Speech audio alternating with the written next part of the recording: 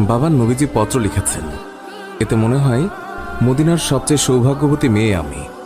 মেয়ের মুখে এই কথা শুনে বাবা আলহামদুলিল্লাহ বলে ওই সাহাবীকে ফিরিয়ে নিয়ে আসলো। বলল, তুমি যে আমার মেয়েকে বিয়ে করবে, দেনমোহর হিসেবে কি দেবে? তখন কালো সাহাবী বলল, আমার কাছে নবীজির ভালোবাসা ছাড়া আর কিচ্ছু নেই। ওই মেয়েটি বলল, বাবা আপনার তো অনেক টাকা আছে, নবীজির ভালোবাসার জন্য কিছু টাকা দেনমোহরের জন্য ওকে দিয়ে দিন। মালিক আরও বলল, বিয়ে যে করবে, কিছু কেনাকাটা করেছ আমার মেয়েকে সাজানোর জন্য? কালো সাহাবীর উত্তর, আমার কাছে কোনো টাকা নেই। ওই মেয়েটি আবারও বলল, নবীজির ভালোবাসার জন্য বিয়ের কেনাকাটার জন্য ওই লোকটিকে কিছু টাকা দিয়ে দিন।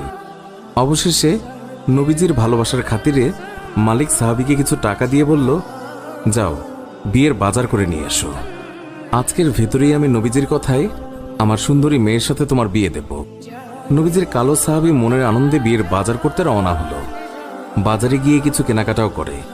হঠাৎ দেখল মানুষ দৌড়াদৌড়ি করছে। কালো সাহাবী বলল, কি হলো, সবাই এমন দৌড়াচ্ছে কেন? দোকানের মালিক বলল, তুমি যাই কিনবে তা পরে এসে কিনো। আমাদের সম্পদ মুসলিম বিশ্বের হযরত মুহাম্মদ সাল্লাল্লাহু আলাইহি ওয়াসাল্লামকে শত্রুরা আক্রমণ করেছে।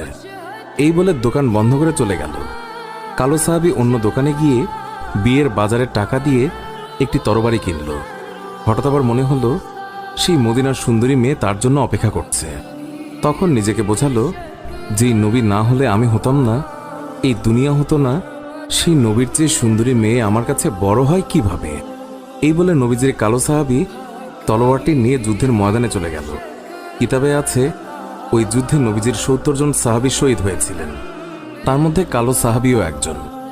নবীজি অশ্রুসিক্ত হয়ে বলল, আমার আদরের সাহাবীদের রক্তমাখা অবস্থায় দাফন করে দাও। কিয়ামতের ময়দানে আমি আল্লাহর দরবারে এই রক্তমাখা শরীর দেখিয়ে কোটি কোটি গুনাহগার উম্মতের নাজাতের দাবি করব।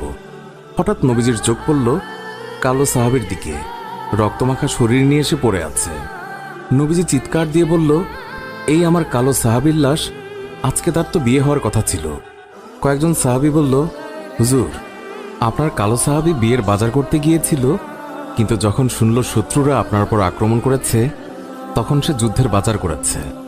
নবীজি কান্না বিজড়িত অবস্থায় কালো সাহাবীর দিকে তাকালো। কিছুক্ষণ পর হাসি মুখে বলল, দাও, তোমরা আমার কালো সাহাবীকে দাফন করে দাও।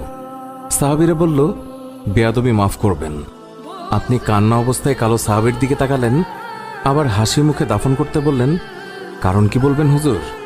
নবীজি বললেন, তাহলে শোনো, আমার কালো সাহাবী বিয়ের বাজার